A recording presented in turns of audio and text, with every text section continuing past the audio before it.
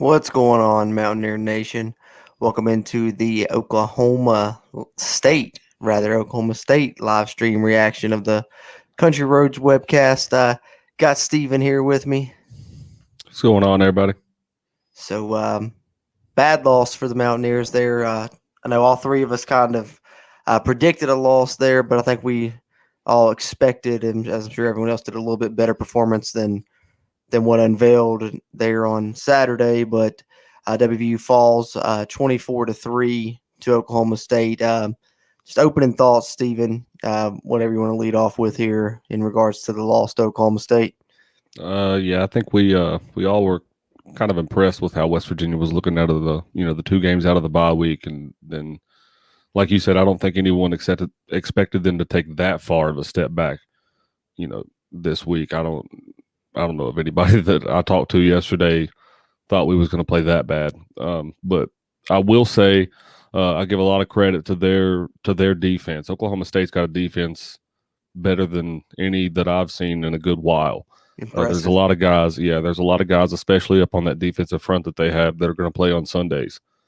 And I'm going to take a little bit of a quote from Neil Brown in the presser after the game and say that that's not an excuse. That's just what it is. Yeah, it's fact.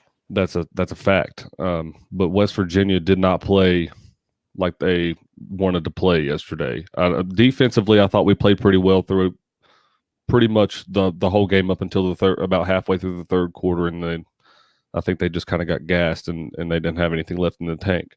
But it just seemed like, I don't know if it seemed like this for everyone, but to me it seemed like West Virginia's defense was on the field the entire day. It just didn't seem like West Virginia's offense ever really got a chance. But the crazy number that jumped out to me was West Virginia had the possession time was West Virginia 31 and some change. Oklahoma State only had the ball for 28 minutes and some change. So I think that really was the biggest stat that jumped out to me whenever looking at it after the game, because it just seemed like West Virginia just couldn't get any kind of momentum on offense, or even get the ball on offense, virtually anyway. I just think that the score didn't really reflect how bad of a beating it was for West Virginia. It really seemed like it was a lot worse. Yeah, that surprised me what you said, the time of possession, because I felt like we just kept going 3 and out over and over. It felt like one of those games. Like I saw a stat, another number that stuck out was like that we had 3 possessions inside Oklahoma State's 40-yard line. And I didn't even realize that, because to me it felt like the first drive of the game when we got the field goal, we moved the ball like 60 yards. And other than that, I didn't even know if we had crossed midfield. It was just that bad of a performance that like it was like a blur that you thought, I don't think we've done anything. I don't know how many, but I mean, I guess it wasn't as bad as I thought, because like I didn't know if we'd cross midfield after that. But I guess we got into scoring position a couple times there, but mistakes really hurt us in this one. Just shooting ourselves in the foot. Oklahoma State's first touchdown, we had them stopped. It should have probably been 3-3, and then you get the personal foul. I think that was a big play in the game that really swung momentum. Yep. And then even later than that, you haven't been playing good, but you're still in the game, and then you have another play that swings momentum with the muffed punt. And I think both of those 2 plays were kind of 2 of the bigger plays of this game, really. Yeah, and really that muffed punt, you couldn't, from my perspective anyway, in the stadium, you really couldn't tell that it was muffed until the ball traveled in the air. It almost looked like it, that the Oklahoma State guy made it back there, but you couldn't really tell. And I was like, man, that really was a bad time for that to happen, because that was, I was so upset. One thing that I will say, and I know this is 1 week removed of me agreeing with your bold prediction of Jared Deggy starting next season. Yeah. I think I've jumped off that pretty quickly. I think that Garrett Green. I might have pulled the trigger a little too early there. Well, I mean, the thing about Jared Deggy is this: it's not like this is the first season that West Virginia fans have experienced this. We know we've had Jared Deggy for the last 2 years, and so we think, we as West Virginia fans that have watched him grow as a player and watch this offense as an entirety. It's really hard to imagine that he would have taken a step back this far this year with the way that he's played and protected the ball over time. So I more than could see, and I've been a Deggy supporter all season long. With that being said, I think at this point in the season, I think that he's proven what he can and what he can't do. And what I mean by that is yesterday he froze consistently. I Yep. noticed I watched him freeze up all day long. And I mean, and I don't blame the kid. I mean, he's got, those guys firing at him all day long. And those are some big guys up on that defensive front, as I mentioned before. I really think that, he just doesn't do a great job of getting out of the pocket and making plays. And West Virginia had receivers open all day long. And I mean, I was watching guys be wide open all day long, and he just wouldn't look at them. Well, I mean, they pointed it out on the TV broadcast, like about third or fourth quarter. They showed 2 or 3 different replays of plays that Daggy was sacked on, and they literally highlighted the wide open receiver that he could have hit on all 3 of the plays. Yeah, it happened. It happened all day long. I didn't know if it was that noticeable on on the television broadcast, but I noticed it all day, and that's one thing that Jared Deggy, we've all agreed that he's not a professional quarterback, and that's just one thing that he's not good at is looking off defenders. He's looking where he's going to throw it, and he does that every time. And I just think with the way the offense performed yesterday, given that it was a good defense, I get that, but Garrett Green got to come in one time to make a play, and he fumbled the ball, and then he was out for the rest of the game. Jared Deggy's made until garbage time. I mean, until the game was essentially over. And Jared Deggy makes countless mistakes, game in, game out. Even in the games that we've won, he's made mistakes, and the defense has saved him, and we've gotten the ball back, and we've got gotten other opportunities. But I think I'm to the point now. I think I'm on the Garrett Green train, brother. I think with the way that the offense's dynamic changes and the way that they're able to move the ball, I'm curious to see how well that the offense can move with him in the game. I'm not saying that they're going to be an elite offense with him in there by any means, but they are definitely virtually a better offense. And I think if it comes down to play calling, then dumb down the offense and adjust to that. That's what good coaches do and good coaching staffs do. They adjust to what their players, can suit to. And so I think that if that's the problem, do that. And right now you're playing for 2 more wins. You're going to have to get this offense moving if you're going to be able to beat a couple of these teams that you're getting ready to play. Texas isn't playing at a very high clip, but I definitely think with the way that the West Virginia and Texas games have gone in the past, you got to put your big boy pants and come to play, and you're going to have to change something about this offense, because right now it's, with the exception of last week and TCU, I get that. They looked a little bit better, but even in those games, they didn't look like elite offenses. That catch by Bryce Ford Wheaton last week got blown up, yeah, but that's one catch out of the whole season. You know what I mean? He had to make a hell of a catch to make that touchdown a possibility, whereas we haven't really gotten easy scores really all season long, other than with the exception of the LIU game. Yeah, you got to win 2 of your next 3, so you got to do something there to make that happen. But I think we're on opposite ends with the Garrett Green thing, because to me, I agree, Daggy, it's obviously not working. I think the offense would work better with a more mobile quarterback. But I think, and, I know the opportunities haven't really been there. It's very seldom, and that's probably kind of hard to do. And I think, the struggle in this game, we ended up with the fumble. I blame that more on, I put it on Twitter even. Didn't like bringing Garrett Green in right after that turnover. I think if anything, that you want to probably take a shot deep after getting a turnover like that, the Dante Still's interception, and that's when you want Daggy in, or you want the leadership. So I think they put Green in a tough spot right there, bringing him in. But the one thing I was going to say, I'm glad you brought up Garrett Green, because I actually wanted to mention this, is to me the past 2 games, really I would say 3, but the third one would be TCU when he had a 67-yard run in the game. I think Garrett Green looked like he kind of regressed to me these past 2 games. He really hasn't shown me anything in the minimal playing time he's got. Like I said, I know it's been thing, but I don't know, like some of the late game stuff. I think the zone read, I think I realized why he's not playing as much, because even as good as he is on that play, I don't think he's that good at reading it. Like, it's like he missed the read 3 different times off the top of my head. I know in the first half he should have handed it to Justin Johnson and kept it, and then late in the game he kept one, and then the next one he handed it off, and it was almost like he handed that next one off because he knew that the one he kept he should have handed off. And it's almost to me like, instead of reading that play at the mesh point like he's supposed to, it's like before the snap he decides, I'm going to keep this one, or I'm going to hand this one off. But see, to me, those are things that come with non-confidence, I guess I should say, the opposite of confidence. You build those are chemistry things. That's not it very well could be that he's not reading the defense well, but to me, he was reading those defenses well early on in the season and good defenses. He played against Oklahoma. He got a touchdown off a rushing play, up there near the goal line, which we all know the West Virginia hasn't done, successfully at a very high clip this season. So I think he's proved himself to be a viable player against some very good defenses.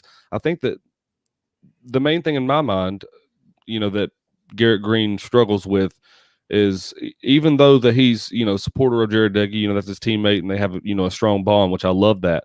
I think that, the inability to get multiple reps in a game situation, that hinders your ability. You come in cold off the bench, you're only going to be able to do so much. I mean, you've played sports in your life, if you're doing something well, you go to the bench.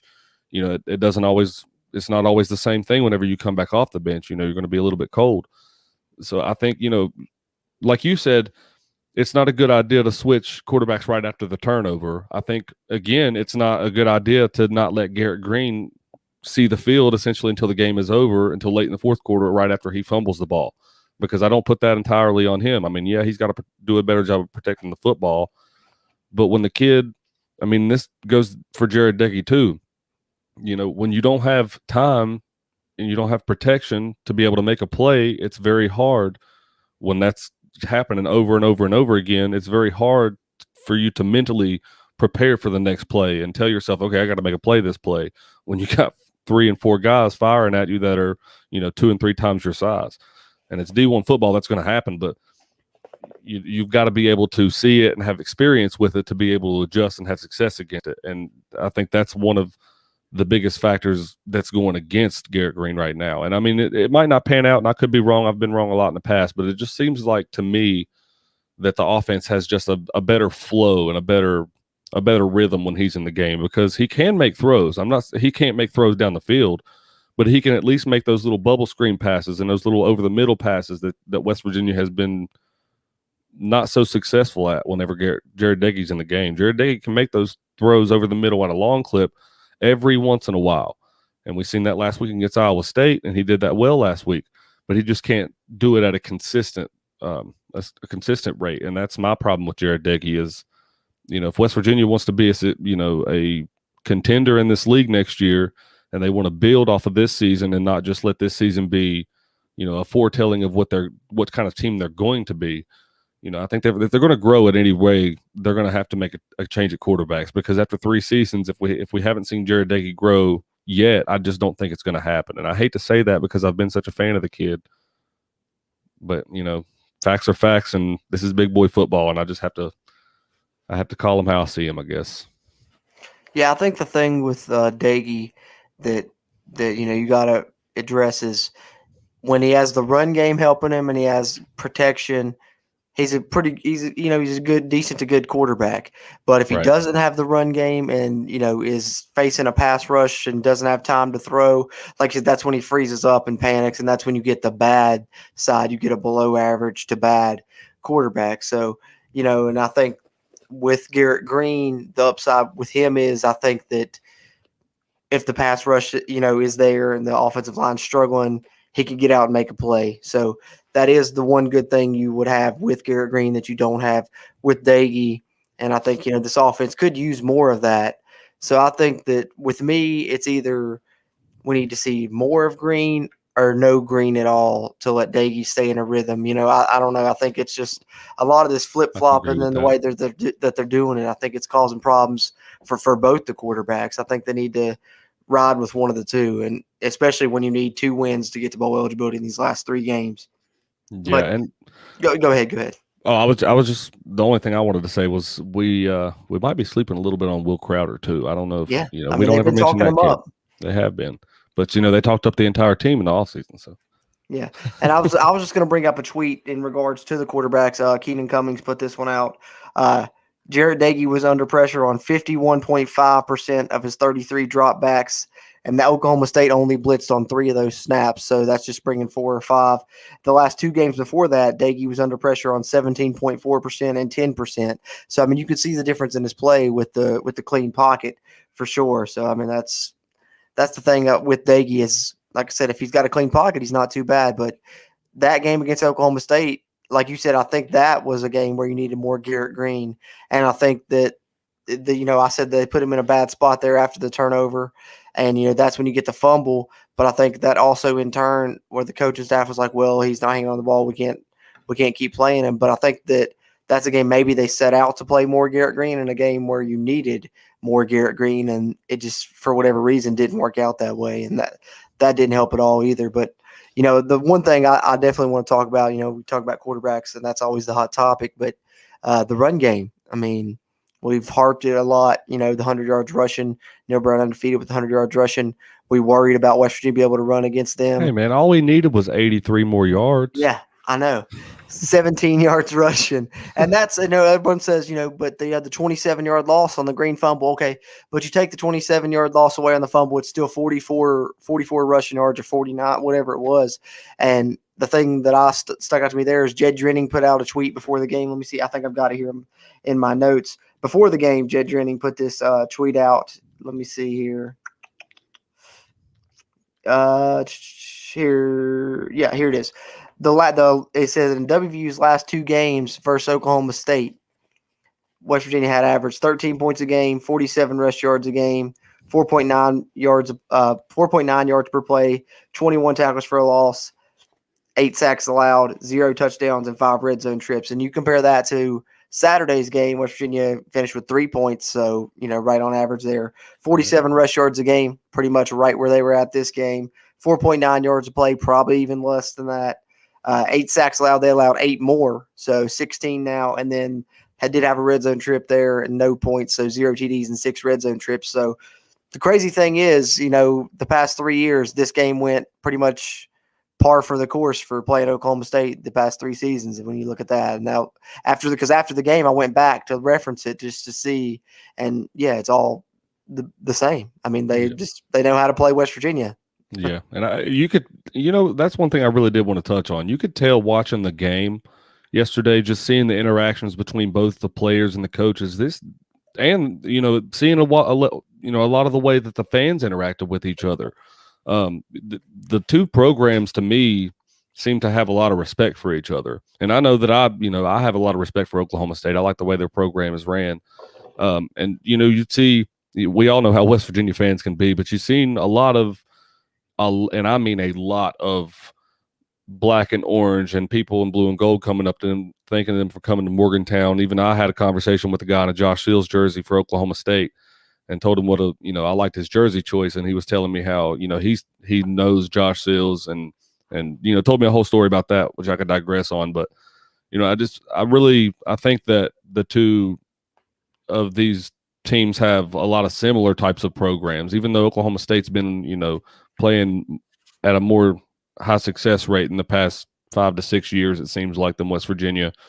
They're really similar programs, and I think they built what I thought it was going to be more of a rivalry whenever they first started in the first few years playing, because it just went so back and forth, and then Oklahoma State's just dominated this in the past few years. But no, Oklahoma schools in general, really, if you think about it. Yeah.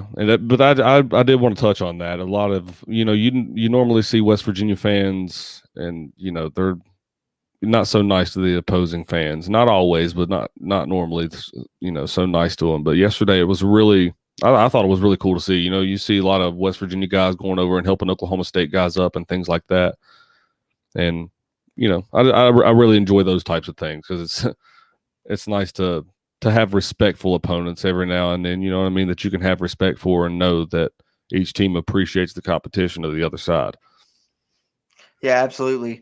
And, would be crazy not to mention, Major Harris's jersey retirement, acknowledging that as well. Always got to give that a nod. Emotional. For sure. Definitely. In the comments here, got John Covey Cole. Greetings, gentlemen. What's going on, John? So, Mr. Cole, how you doing, brother? They're out there. They're usually out there rambling. We're in here webcasting, John. A little webcasting. Then we got Fletch Annual in here as well. Y'all's D played good. O really let them down like usual. Yeah, I mean. And then he says, "Can y'all please tell me why Green never/rarely hands it off Does he just want Shiner since he don't be playing? Or no, I don't think that's it, because Green has little to no effect on or call on play calling. So that's not his call. It's he can come in and he can scramble out of a pass play, and that's about the most adjustment he's going to be able to do to changing the play call that he was given from the coaching staff. And that's the biggest thing that hinders him right now, I do believe, is that he's going with what they're calling, and they're putting him in situations that may or may not be what, because the defenses are going to expect a certain thing. We all expect them to fake the handoff and take it up the middle and run it. So why doesn't the defense, who studies film and knows what everything about the offense that they're facing, how are they not going to know that? So I think once you mix in a little bit of pass play, a little bit of play action, start doing some different types of schematic sets with him on offense, I don't know how he's going to be able to grow as a player if he's just doing the same thing consistently every time if he's in a game situation.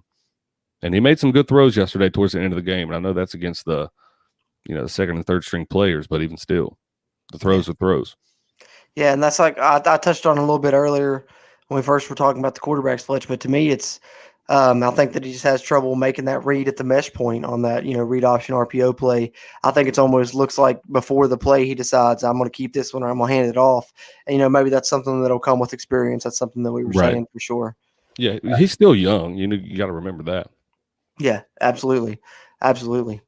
And so, I mean, I don't know. That's my thing. I think me and Steven are kind of on opposite ends of the Green thing. He's ready for Green to take it over. I'm kind of the past two games I've kind of dropped down on my expectations on Green a little bit. It's more so for me. It's more so for me. I don't hate Jared Dickey as a football player or as a quarterback. I've been high up on him all season. I'm still a Dickey fan to a certain extent. But to me, if you're even if you're 2 games away from bowl eligibility out of the next 3 games, I just think at this point in the season, you haven't seen any kind of progress. Even if your offensive line isn't giving you time, you haven't seen progress out of Jared Dickey as much as anyone would have liked. And I think the coaching staff, if they don't admit that, then I think something needs to be said about that, because he has not progressed in any form or fashion from what he has been for the past 2 seasons for West Virginia, at least. No, you're right. Look, I think we got Bradley in here on the Country Roads West. Quote unquote, Davy's going to start again next year. Some dummy. Yeah, who said that? Who said that? Who said? I don't know. His name better not rhyme with Schmorden. What isn't it? I think it was it was Bradley that said it, right? I mean, I would like to push the blame to him. Hey, Yeah. Listen, man, we were riding high. He threw for 370. I'm like, this guy's come back next year, 2022, experience and stuff. But I'm gonna be honest. I'll stand by that prediction just in case it happens. And I think if he just in case it happens, so I look good. So if he does end up coming back, I'm gonna jump on here like I told y'all. I knew it. I knew it back in week 10 of last year. Yeah, but what if he? Okay, so. Just because he starts doesn't mean he's going to be good. You know what I mean? What if he comes in next season and looks just the same as he did this season, and then we just got a crappy team? Because to me, what it seems like it's going to be right now is we might get things figured out on offense moving into next season, and then all these guys on defense are going to leave out, and then we're going to be on the opposite side of things again. In my defense, I said I think that I could definitely see him come back next year as the starter, just because what you have behind him, if you'd have to go out transfer portal, if you have to get true freshman with Nico or whatever. And I think that he'd want to rely on the experience. And then, like I said, in his case, he's only going, arena or Canadian, and he can make just as much in college. In my defense, I never said, him coming back is going to be the greatest thing in the world and we're going to win 9 or 10 games. But I did say I just predicted that it could and may happen. But yeah. I never said how good of a thing it would be for West Virginia. Yeah. Okay. Well, since we're talking about next season, and since we're talking about things moving forward and predictions of futures, where do you think West Virginia falls this season? After our predictions from the beginning of the season, what do you think our record will be when we finish out the season, with or without a bowl game? You put me on the spot here, man. Jeez. I know. Well, listen, I mean, I thought Kansas State and Kansas were 2 definitely winnable, but I looked up Kansas State 6-3 and playing them in Manhattan. So, I think that's a toss up, and Texas is a toss up. I think we'll beat Kansas. but I think that you'll find a way to win one. Yeah, I think I'm going to go Bradley 6-6. I think I'll go 6-6, but I'll give you a bowl win 7-6. So that's what I'll say. You're going 5. Neil Brown's first year, 6 his second year, and then with the bowl game win 7-6 this year. So hey, that's a climb, right? 5, 6, 7. I guess you could call it a climb if you want. Gradual. Bradley, you said 6-6. What do you think about the bowl? What do you think about if they win or lose a bowl? You got to get that. You got to get that. Well, for me, that's the thing. I think if you're not finishing the regular season 7-5, you have to win the bowl game because you can't preach trust the climb and not literally be climbing. I mean, you know what I'm saying? If you go from 6 wins down to, or down to 5, well, I guess theoretically, if you stay at 6, that's still level, but it's not climbing. Yeah. You're just Bradley just said that we will lose to K-State and beat the worst team in the Big 12 and then beat Kansas. I actually agree with that. I actually agree with that. I actually think we're going to lose to Kansas State, beat Texas, and then Kansas. And I actually have them. I have them losing this year's bowl game, man. I really do, because West Virginia just. I mean, I know that they've performed well the bowl game under Neil Brown. I just don't see it, man. I don't see that this offense has enough firepower, even with close to a month off of being able to rest and get everybody prepared for another football game. I just don't see that the offense has enough firepower to be able to compete, even if they play a low-end team. The defense is going to win it if they do win the bowl game.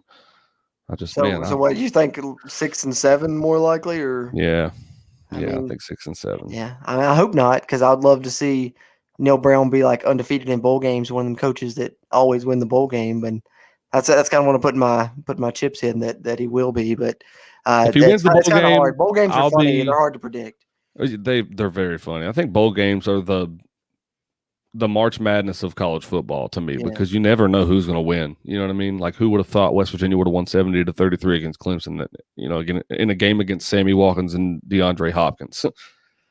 I mean, think about it. West Virginia normally doesn't show up to play, but when they show up to play, they came to play. You know what I mean? Oh yeah. And they wouldn't have won that game against. I was going to say this: they wouldn't have won that game against Army last year if it weren't for Jared Deggy. Yeah. I don't think. So I do give him credit for that. Yeah.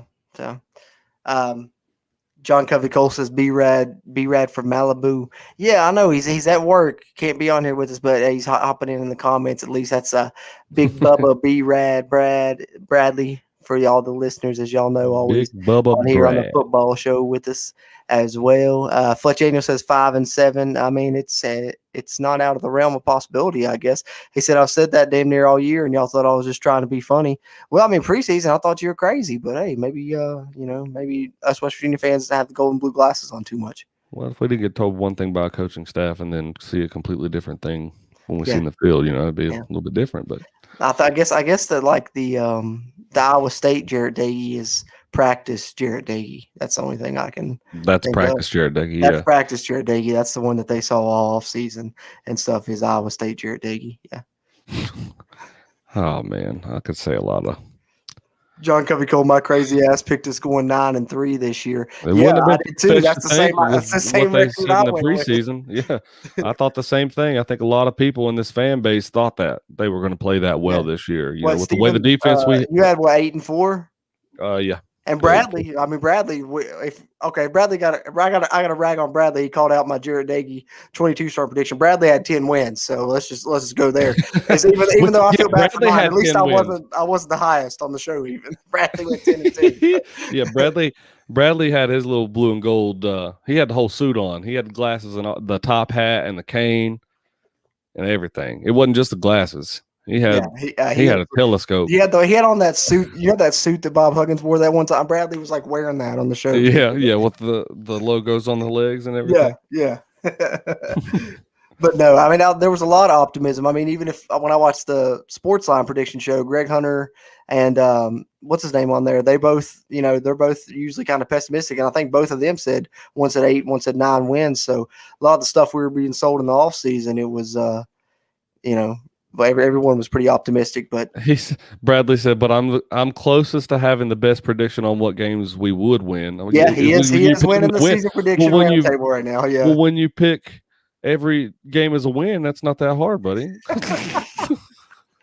He said he picked us over ISU and had us dropping Oklahoma State. You did Yeah, have that. I can't That's remember true. if I had us You have beating that. Oklahoma State in the thing or not, but I know me and you both had losses to Iowa State, and I think I have 4 correct so far in the round table. Bradley's at 5, and I think you have 3, or maybe me and you both. We don't have want to 4. talk about it right now, okay? Wait, there's still 3 games left, Bradley. We could come back. Yeah, we can come back, dog. It's all good. We're not gonna come back, but we could. I mean, you never know. John Covey Cole says our theme on tomorrow's show is Dr. Jekyll and Mr. Hyde. That's pretty much this team in a nutshell. I like that.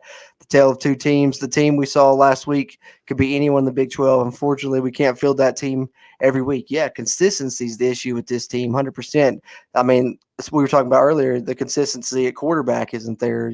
You go from last week looking like a, all Big 12 first teamer to this week everyone wants to bench him again. So I mean, that's just the roller coaster of the fan base. You're always going to face that. Anytime West Virginia loses a game, we're going to fire the head coach of whatever team lost.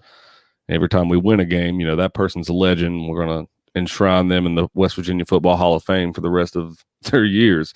So we're an extremist fan base to a point. I love that because it's so it makes it so passionate. And you can really see how West Virginia's fans care about their team, but to a point, it can get on, under your skin a little bit because, these guys are really trying their best. We get that, but I don't know. And I think one thing is to be said.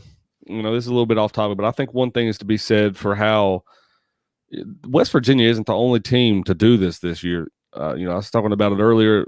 I think that there's definitely a kind of I don't know the word that I'm looking for. I guess a rhythm in college football right now that you're seeing a lot of these teams that normally or should have been pretty good this season, just they're for whatever reason they're not. And I don't know if it's COVID related. I don't know if it's what NIL related. I don't know what it has to do with particularly, but I do notice a definite something in college football throughout the entire landscape of it, where normally teams just aren't as good as they as they should be. Especially in West Virginia's cases, like we talked about, they were supposed to be, anywhere from a 7 to a 10-win football team, and I mean they could still get to 7 if they win the last 3, but that's not going to happen if the offense continues to play like this, and I just don't see it happening.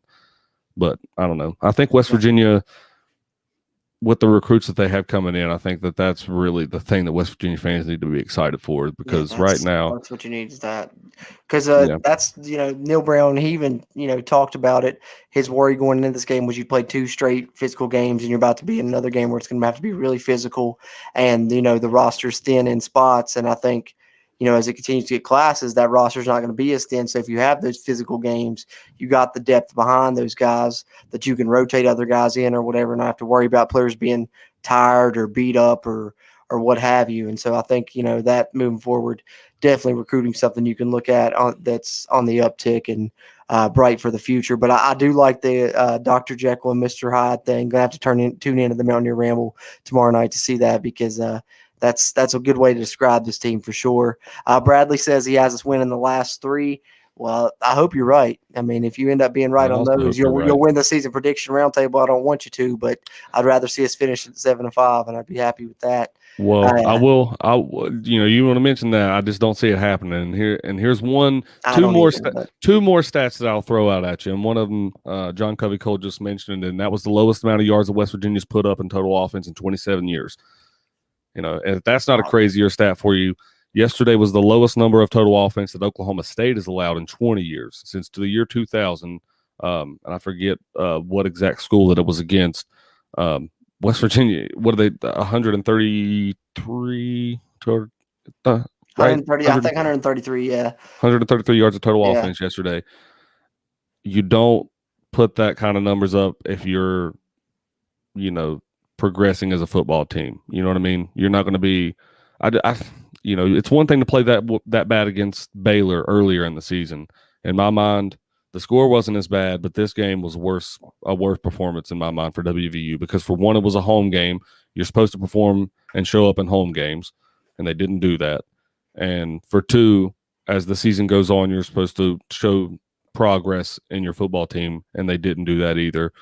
And none of the players have progressed on offense. The defensive side of the ball, more than okay with. We've seen progression out of several players that I've mentioned on this show that have had bad moments in games. And Sean Mahone, Daryl Porter, there's been a few of them that have really, have had times of where they've lapsed in defense, but they've all shown me progress all season long in pretty much every single game. Even with the exception of Sean Mahone, I rag on him a lot, but he does a lot of things well. For the things that he doesn't do well, he makes up for. And offense doesn't do that at all. So I see where you're coming from, but I think I got to see these last three and what the offense does before I say one way or the other. Because before this game, since the bye week, I would say they had progressed, but you definitely saw them regress this game. And that, like we said before, that Oklahoma State defense is really good, but West Virginia still should have done more than what they did. But yeah. I think it's a really bad matchup, is what I'm thinking personally. But I think it depends on what you come out and do these next three games before you can say that or not. But if West Virginia comes out these last three games and puts up, 350 to 400 yards of offense like they did and the other games out of the bye week, then maybe you can look at it and say that was just a really bad matchup for West Virginia.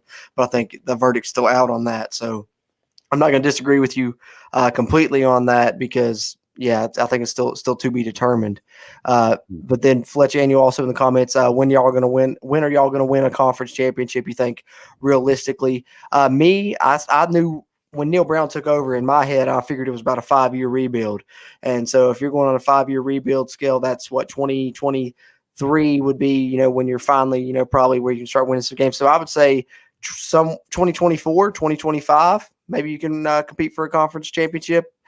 If you're lucky, maybe 2023, you get 8-9 wins or something. But I know that's what I'm thinking. Timetable in my head. What about you, Stephen? What are you thinking about timetable to start? We're trusting this climb. When are we going to start seeing that results with it?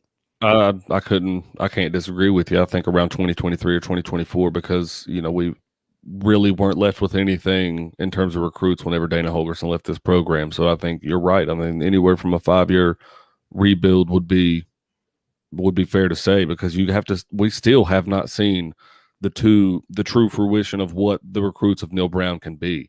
I think, the next 1 to 2 seasons, we're really going to see what Neil Brown's offense really looks like. You know what I mean? And I think that if we can keep some of these guys on the defensive coaching staff, that's going to be really important for West Virginia. That's to me a lot of the importance for what's going to be the future of West Virginia's football team right now is if they can keep some of their good coaches on the coaching staff, because we already seen last year the defense performed that well in the Jamal Addae for Georgia, and then now look at their defense. West Virginia has to do, and I've mentioned this a lot in the past, they have to do a lot better of a job of keeping their assistants, on board when we do have good ones. So, just as much as the recruits, I think Neil Brown has to, and the athletic department as a whole has to do a better job of keeping those coaches on the staff.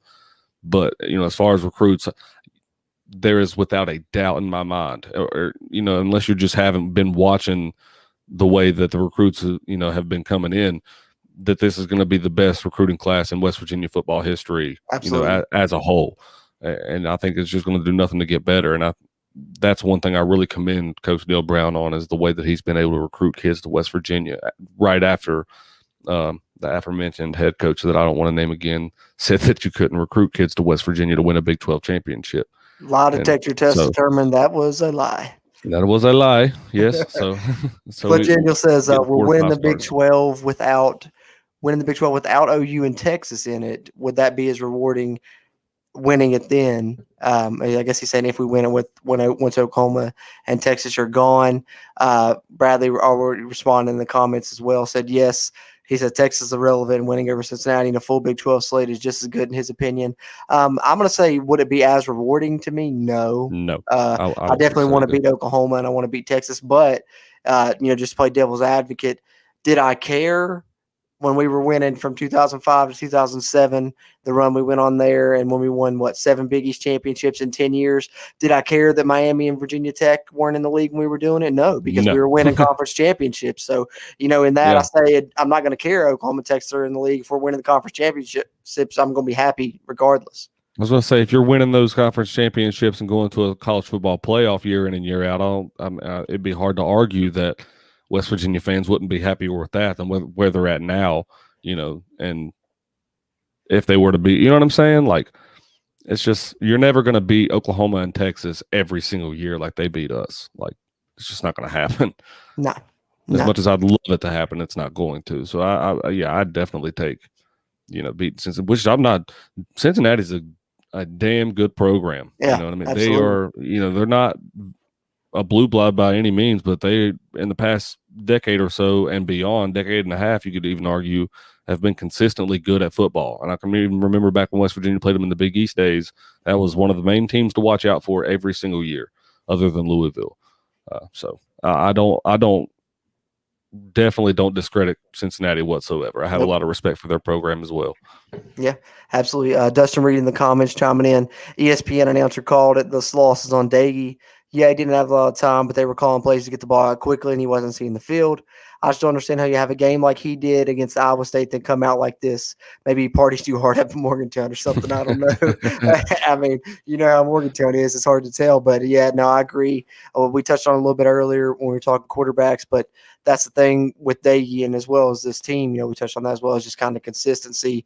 Like you said, great game against Iowa State, then comes out in this one and doesn't look good. And the protection wasn't great, but there were times when he had guys open. The broadcast pointed out, Stephen being at the game said he could even, see it live and in person. So, just wasn't a great game for Daggy. Was really reminiscent of the bowl game when he, got pulled against Army and stuff, just kind of freezing like a deer in the headlights when the pressure came. But that's Daggy for you. When he's, like I said earlier, when he's got time, he's good, and when he doesn't, he's bad. That's about the simplest way I know how to put it. But yeah, John Covey Cole, Fickle won't be at Cincinnati once they join the Big 12. Too good of a coach. Somebody will snatch him up.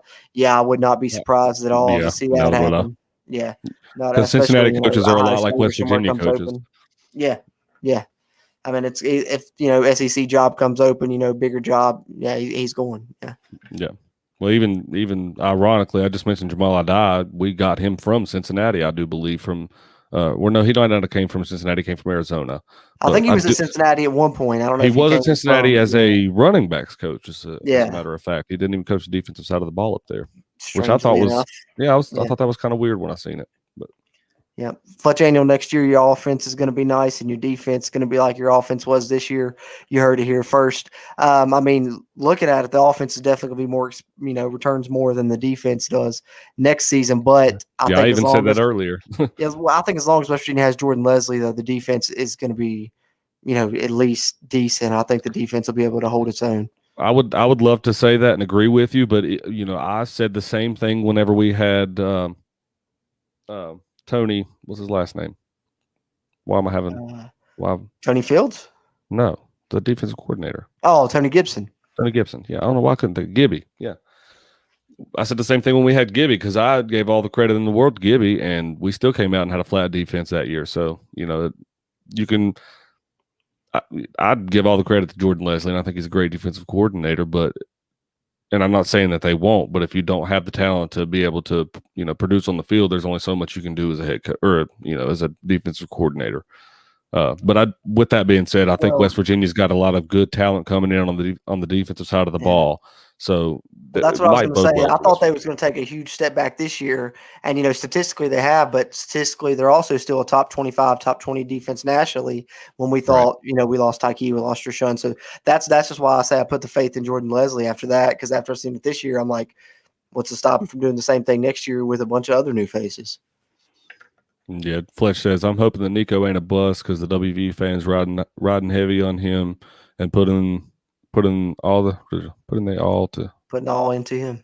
All into him, and he ain't even played a snap at WVU yet. What if he's a bust? If all signs point to Lauderdale, that's what I'm worried about. If all signs point to Lauderdale, then that's very, very possible that could actually end up being the case. But like I've touched on before, I'm trying to like temper my expectations and pump the brakes a little bit. That's why I've kind of went away from saying Nico's going to start next year, because I think, like I went out and said, the way that they've handled the Green situation, Daggy possibly coming back, the transfer portal being a factor.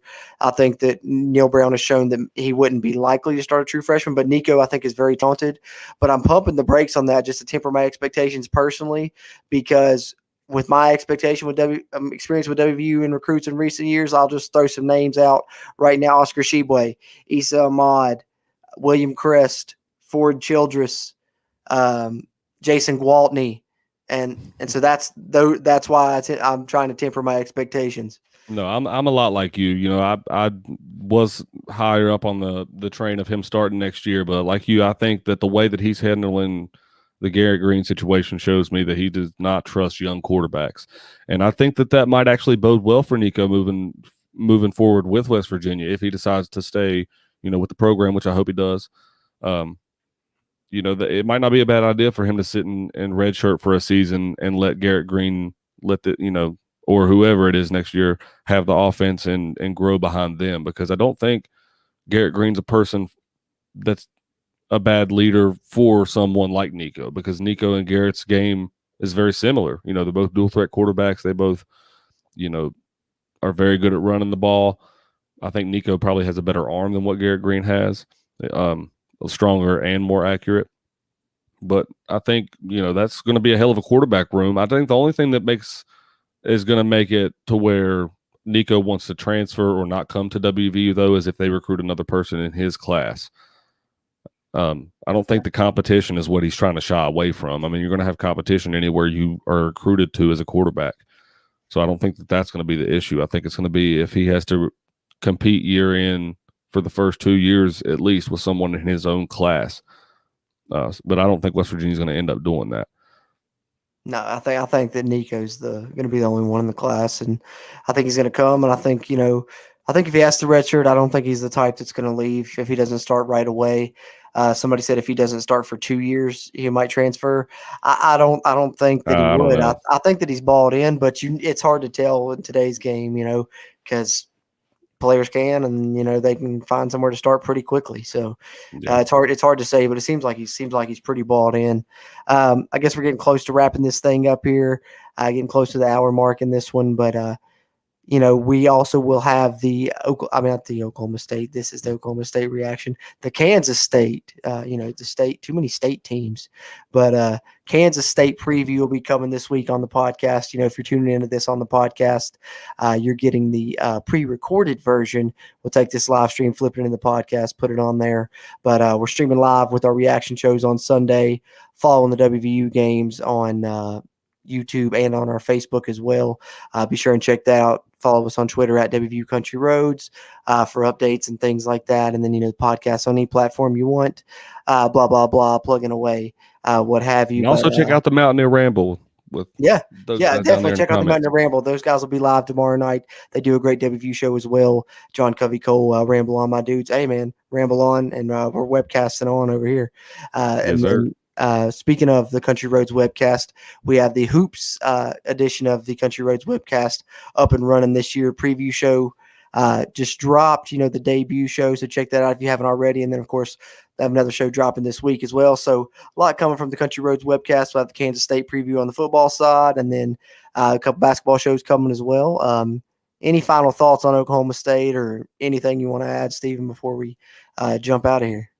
Like I said, you know, a lot more of a disappointing performance than I think anybody in the you know, fan base would have even expected or like to see. I hope that we can get things figured out moving forward and finish this season strong, and you know, get to a bowl. And that's the only thing I'm really fighting for right now is 2 more wins, and with 3 very winnable games, that's the only thing on my mind is getting 2 more wins to be able to get to that point. But, you know, the main thing I'm thinking right now is, wait, man, at least basketball is on Tuesday. You know, we got that to look forward to. Yeah. That's the cycle, how it goes.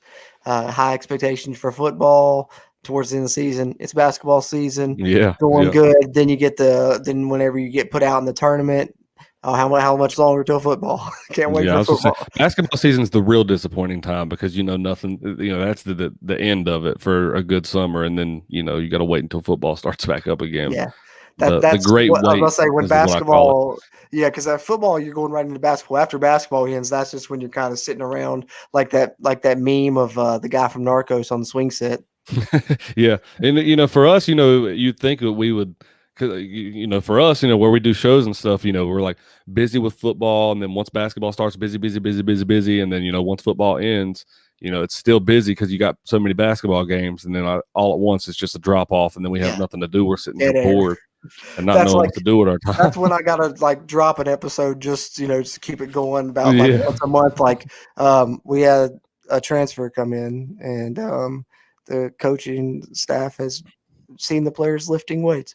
Yeah, and they were some heavy weights, I'll tell you. Just find like the most random pieces of news just to talk about something. We're gonna have to start talking about the state fair or something, conference realignment. I guess maybe that'll still be going on. Something will happen there. Hopefully, who knows? Yeah, with the way everything's going in college sports now, I think there's going to be a lot to be talked about in the off seasons in the future coming up. Especially like you said, transfer portal and everything that goes on in the summer nowadays. It's almost a full year event.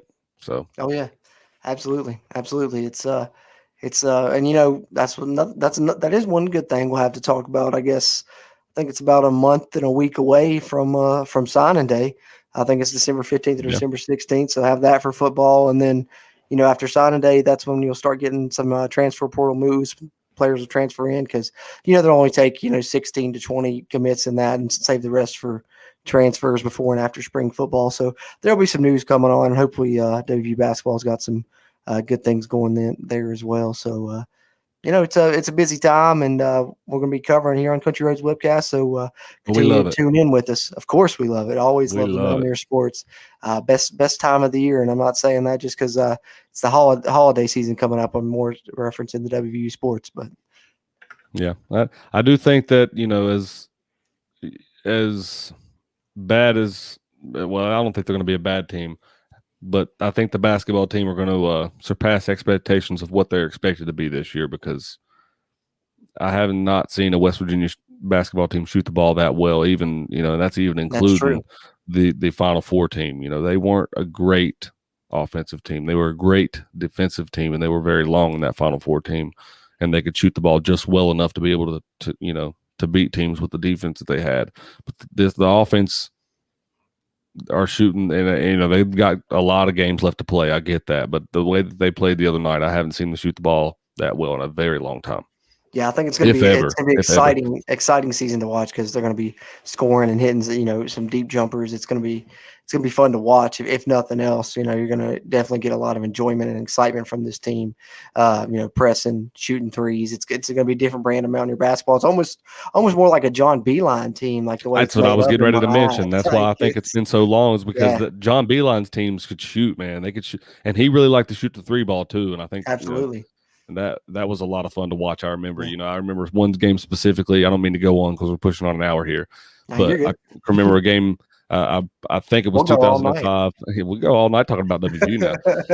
I think it was a game. I'm pretty sure it was 2005. I know we played Pitt, and they had a pretty good basketball team that year, and it was the game that Kevin Pittsnoggle had went off, and they went into maybe it was one or a couple, maybe even 3 overtimes, and we ended up beating them. But I just remember like those teams. I mentioned Kevin Pittsnoggle, and even John Beilein's son Patrick Beilein. Patrick could shoot the ball too. Oh, and Mike Gansey and a lot of those guys.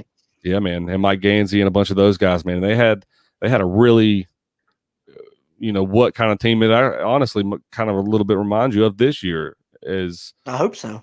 Without the press, they didn't have the press back in as much as they do nowadays, anyway. Right. But it was a lot of fun to watch, man. That's why I can't really wait to see what they got this year. And speaking of John Beilein, I really hope that man gets another chance in coaching, because that's a great head coach. Somewhere. He's going to land a gig somewhere. Got to. Yeah. I really hope he does. He might even return to the college game. Yeah, I wouldn't be surprised. That's kind of what I'm expecting. He flourishes there, so I definitely wouldn't be surprised. Where wouldn't be a bad fit? Texas Tech. Oh, I that. I think he would be I wouldn't like it because he would play West Virginia a lot, but I think that he would really fit well there. I do. Yeah. I think I could see that. Yeah, but I wouldn't like having to match up. Yeah, but I could see it for sure. Yeah, him and old Huggy Bear going head to head. That'd be some good matchups there. That'd be fun. You think Bill Self and Bob Huggins have some good matchups every year? Oh man, I think John Beilein and Bob Huggins, that would be some legendary. Some Coach Cal versus Coach Hugs type of games there. Yeah, and getting it yearly, that'd be awesome. Oh yeah, absolutely.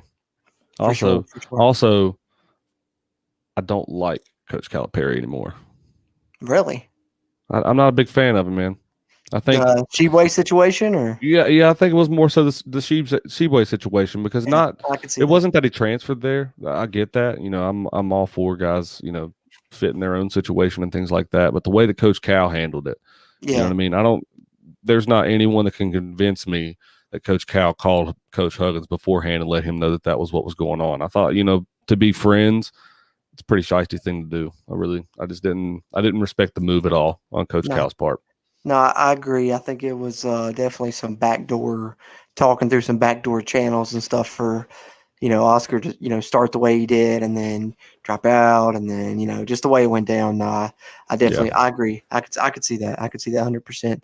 Hey, but for some more hoops talk, check out the CRW Hoops pod this week. And then also, bad matchup with Oklahoma State, but I think the bright side is got a good matchup with Kansas State, or a team that you've matched up with good since Neil Brown took over anyway. I guess would be the better way to put it. Oklahoma State's had your number, and it's, bad matchup, but I think you got a better matchup against Kansas State. So we'll see what we think about it on the Kansas State preview dropping this week, and tune in to hear our predictions and see if we think the Mountaineers can get back on the winning side of things. Got to win 2 of these last 3, so hopefully it starts this Saturday, but we'll talk to you about it this week here on the Country Roads webcast.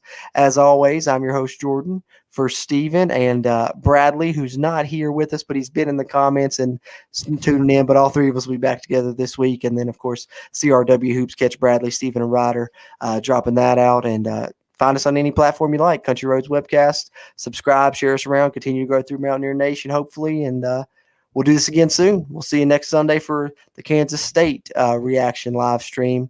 Until next time, let's go, Mountaineers.